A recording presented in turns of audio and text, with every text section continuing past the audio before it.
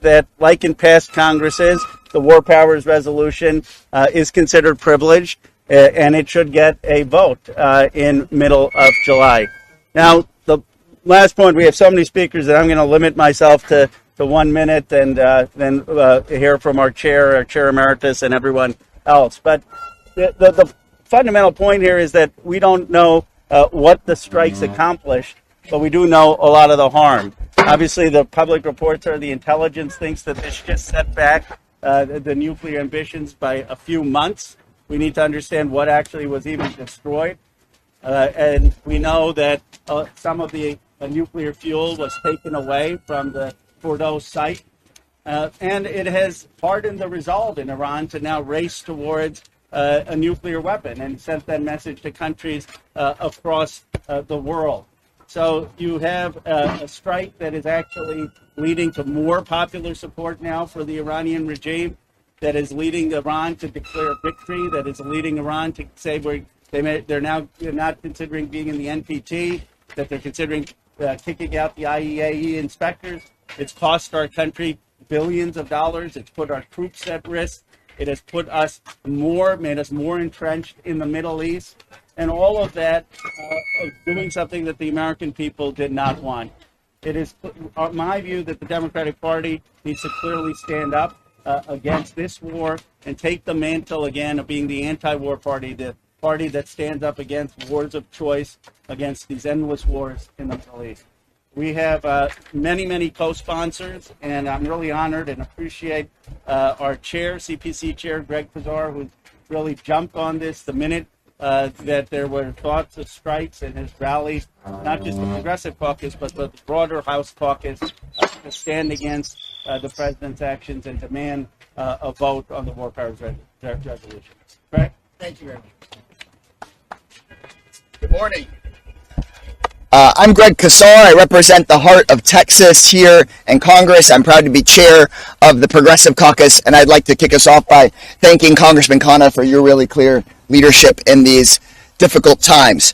And what Congressman Khanna ended on there, I think, is so important. Donald Trump promised so many of his voters prosperity, and that he would stay out of these sorts of wars of choice. And Donald Trump every single day is betraying his voters.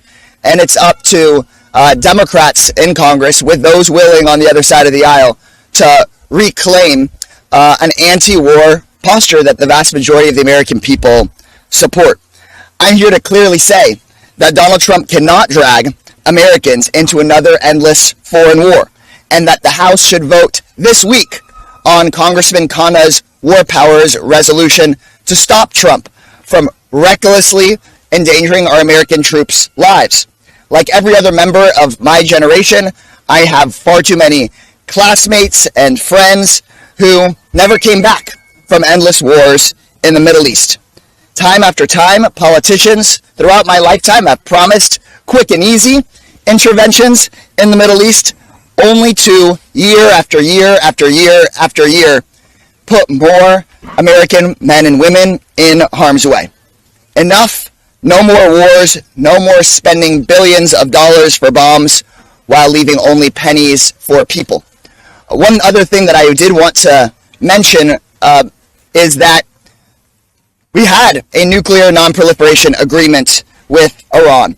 But in Trump's first term, he ripped up that nuclear deal, which was working, which is the only reason we're in this mess in the first place. Then, despite his promises of being a president who'd bring stability, he put a Fox News host in charge of the Pentagon. And then this last week, without the consent of Congress, he illegally struck Iran.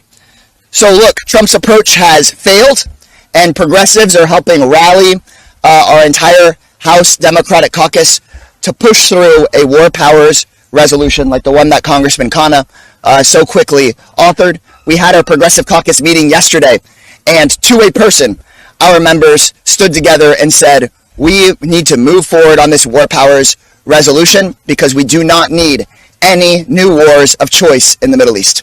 Thank you so much, and I'm passing it along to our Chair Emerita, Pramila Jayapal.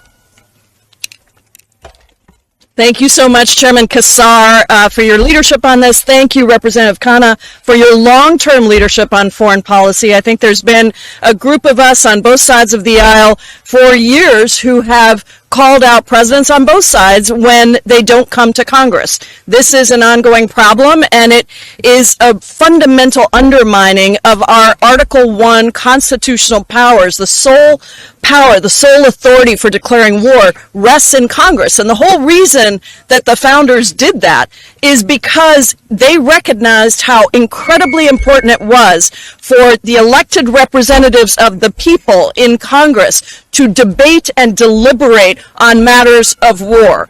And so this is an undermining of constitutional powers, and it has been bipartisan. I hope it continues to be. I'm grateful to Representative Massie for co-sponsoring this bipartisan agreement. The issue here is that you cannot bomb knowledge. We know that Iran has had capacity to develop nuclear weapons, and the JCPOA under President Obama was a real attempt to recognize that and to recognize that the best way to prevent Iran, in fact, any global non-proliferation around the world, should be done through inspections, through weapons inspections, and through a global community set of eyes. What has happened now is many presidents have had the opportunity to go bomb nuclear facilities in Iran, but none of them have taken that because they have listened to their military who tell them that that is not the appropriate way to stop the development of nuclear weapons. And so I think it is very important to understand there was no imminent threat to the United States in this case. There was no intelligence presented to Congress. There was no debate, no deliberation. And what I am hearing from my constituents in my district, but across the country, is that people feel betrayed because Donald Trump said he was going to be the president of peace. He said he was going to get us out of wars on day one. And instead, Americans are being dragged into another endless war now between Israel and Iran. It is not our war. And we have other ways to deal with nuclear weapons. That is what we should be pursuing. That is why it is so important that we vote on this war powers resolution, and that the Republicans who have been there in other moments with Democratic presidents saying that Congress needs to be able to debate this, they should come back to us now. They should join us in making sure that we preserve the authority of Congress to declare war. We should be very clear that this has implications. These reckless, unconstitutional strikes that President Trump undertook have implications for us, not just in the short term, but in the long term. And if we should learn anything from Iraq, from Afghanistan, from Vietnam, can we call 911? Somebody call 911.